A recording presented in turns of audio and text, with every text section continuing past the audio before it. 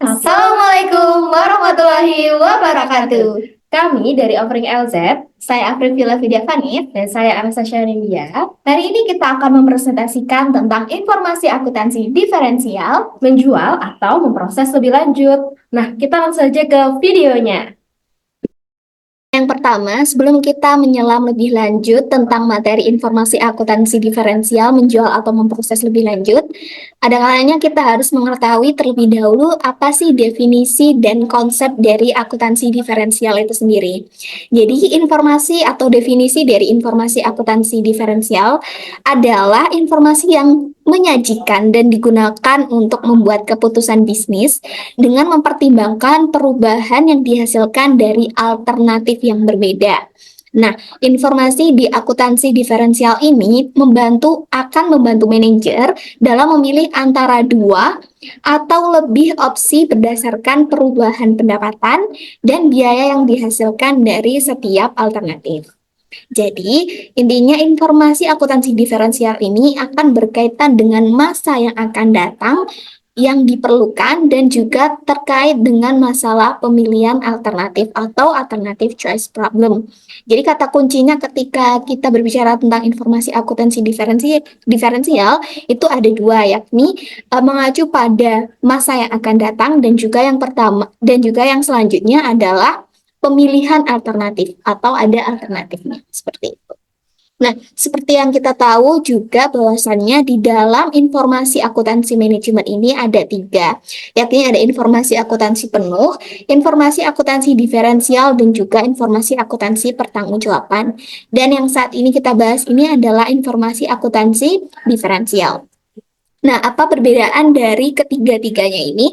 Jadi kalau informasi akuntansi penuh itu dari segi isinya, dia akan membicarakan tentang laporan keuangan dan bagaimana keuangan itu dan bagaimana suatu laporan keuangan itu disajikan secara menyeluruh. Nah, biasanya orientasi dari informasi akuntansi penuh ini berkaca pada masa lalu, artinya ketika akan menyajikan komponen-komponen yang ada di informasi akuntansi penuh ini, datanya itu diambil dari data-data masa lalu.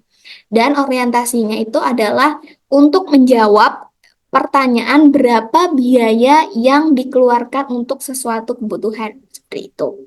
Dan di informasi akuntansi penuh ini juga ada standarnya. Berbeda dengan informasi akuntansi diferensial yang tujuannya atau cakupannya sendiri itu sudah untuk internal atau untuk perusahaan itu sendiri. Kalau informasi akuntansi penuh itu cakupannya untuk luar atau eksternal atau dalam hal ini adalah perusahaan atau publik jika perusahaan itu dia nantinya go public seperti itu.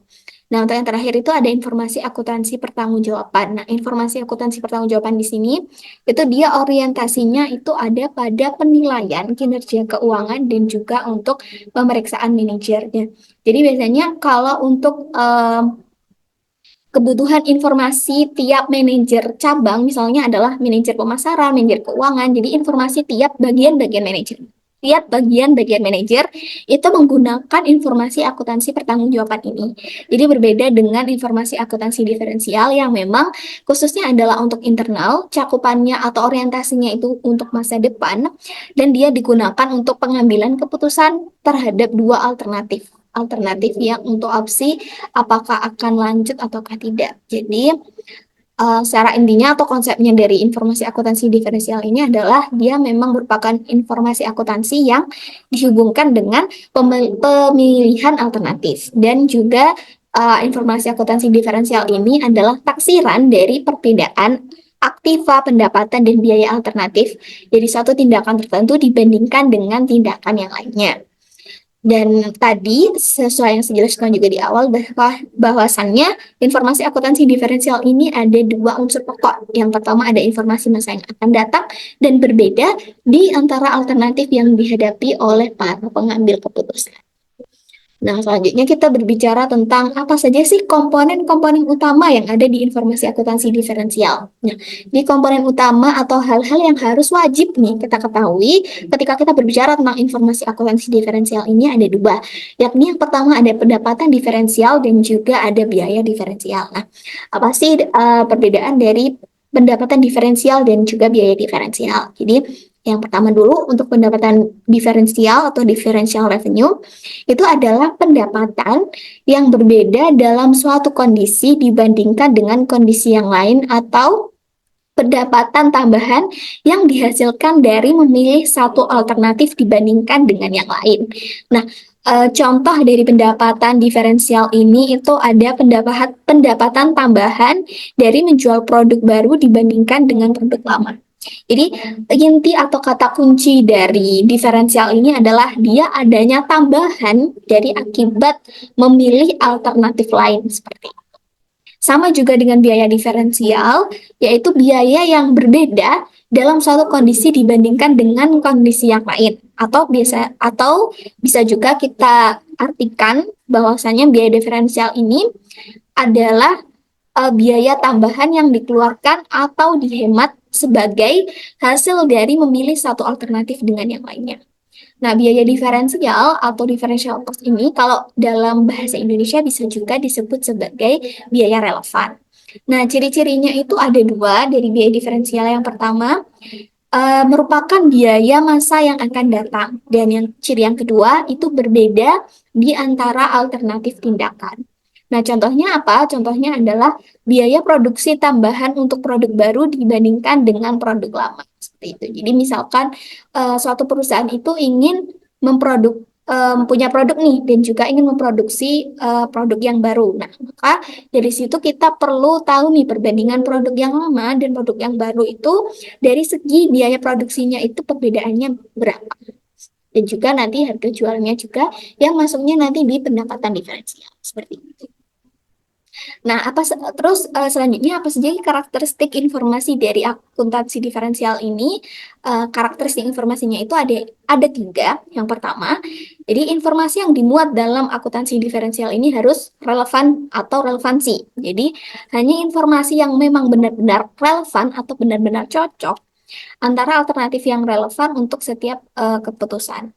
Terus yang kedua itu ada fokus pada masa depan dan yang ketiga kualitatif dan kuantitatif. Fokus pada masa depan yang dimaksud di sini adalah informasi diferensial itu memang berfokus pada pendapatan dan biaya yang akan dikeluarkan di masa depan. Jadi bukan biaya yang telah terjadi atau yang kita belajar sebelumnya itu adalah sunk cost seperti itu. Kualitatif dan kuantitatif. Nah, jadi dari analisisnya itu melibatkan data kuantitatif seperti biaya dan pendapatan, serta faktor-faktor kualitatif lainnya seperti dampak kepada reputasi perusahaan atau kepuasan pelanggan, seperti itu. Jadi itu yang perlu harus diperhatikan dari kita mengambil atau ketika kita menggunakan informasi akuntansi diferensial.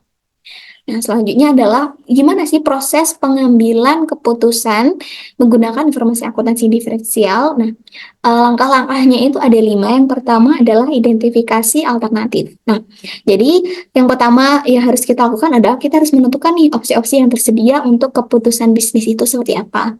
Terus yang kedua, identifikasi biaya dan pendapatan diferensial. Jadi kita menentukan biaya dan pendapatan yang berbeda antara alternatif. Jadi sebenarnya lebih gampang langkah yang kedua ini adalah ya itu tadi kita menggunakan perbandingan. Kita bandingkan nih dari dua alternatif yang beda. Yang ketiga baru kita melakukan analisis diferensial. Nah, analisis diferensial ini kita udah memulai dalam tahap hitung berapa sih total biaya dan pendapatan diferensial untuk masing-masing alternatif yang akan kita keluarkan nantinya. Terus yang 4 adalah evaluasi faktor kualitatif. Evaluasi faktor kualitatif ini seperti yang sebelumnya, jadi kita harus mempertimbangkan faktor selain dari kuantitatif. Jadi misalkan dari tenaga kerja atau dari jasa-jasa yang dikeluarkan untuk menghasilkan satu produk atau alternatif itu. Yang kelima barulah kita berada dalam tahap pengambilan keputusan. Jadi pilihlah alternatif yang memberikan keuntungan terbesar atau biaya yang paling rendah. Terus untuk selanjutnya karena kita sudah berbicara tentang gambaran umum dari informasi akuntansi diferensial, selanjutnya kita berbicara tentang biaya-biaya apa saja sih, biaya-biaya yang relevan apa saja dalam informasi akuntansi diferensial. Nah, ternyata ada 3 nih teman-teman. Jadi ada biaya tambahan atau incremental cost, biaya terhindarkan atau avoidable cost, dan yang terakhir ada biaya kesempatan atau opportunity cost. Nah, apa sih dari perbedaan di ketiganya itu? Yang pertama kita bicara dulu tentang biaya tambahan atau incremental cost. Jadi biaya tambahan atau incremental cost itu adalah kenaikan atau tambahan biaya yang akan terjadi karena memilih suatu alternatif lain sesuai namanya, yaitu biaya tambahan. Tambahannya itulah yang kita hitung. Nah, contohnya itu seperti apa? Jadi contohnya itu misalkan ada PTX merakit sepeda mini dengan harga pokok per unitnya itu 200.000. Nah, PTX ini mendapat pesanan khusus nih sebesar 100 unit. Nah, dengan pesanan tersebut PTX harus menanggung biaya tambahan berarti sebesar 200.000 dikali 100 berapa? Jadinya adalah 20 juta. Jadi biaya tambahannya itu adalah yang 20 juta tadi kita hitung berdasarkan dari 200.000 dikalikan unit. Oke, untuk selanjutnya adalah biaya kesempatan nih atau opportunity cost. Nah, biaya kesempatan atau opportunity cost ini itu potensi perolehan keuntungan berupa pendapatan atau penghentian biaya yang hilang karena memilih suatu alternatif. Contohnya adalah misalkan sama nih PTX itu memiliki ruko. Nah, jika ruko itu digunakan sendiri untuk berdagang, maka akan memperoleh laba 100.000. Jika memilih menyewakan, maka PTX akan memperoleh 75.000 per hari. Nah, kita intinya kalau bicara tentang biaya kesempatan itu pasti akan ada dua alternatif, dua pilihan, dan nantinya kita disuruh akan memilih salah satu. Nah, misalkan jadi di kasusnya si PTX ini, PTX akan kehilangan pendapatan sebesar 25.000 sebagai biaya kesempatan kalau dia akhirnya memilih untuk menyewakannya tiap hari. Seperti itu. Yang selanjutnya ada biaya terhindarkan atau avoidable cost. Nah, biaya terhindarkan atau avoidable cost ini itu adalah merupakan suatu biaya yang dihilangkan sebagian atau seluruhnya sebagai akibat memilih alternatif yang lain. Nah, ini berbeda dengan opportunity dan tambahan. Jadi, contohnya dari avoidable cost ini adalah ketika PTX membeli mobil bekas, maka akan menanggung biaya perbaikan sebesar 1 juta per tahun.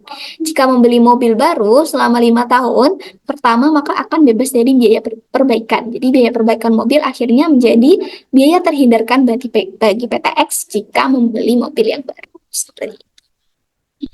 Oke, untuk yang selanjutnya yaitu manfaat pengambilan keputusan khusus dalam informasi akuntansi diferensial. Ada 4 manfaatnya dan nanti akan kita bahas lebih lanjut, yaitu yang ada di poin nomor 2. Apa saja sih manfaat dari pengambilan keputusan khusus ini? Yang pertama adalah membeli atau membuat sendiri. Kemudian yang kedua, yaitu menjual atau memproses lebih lanjut suatu produk.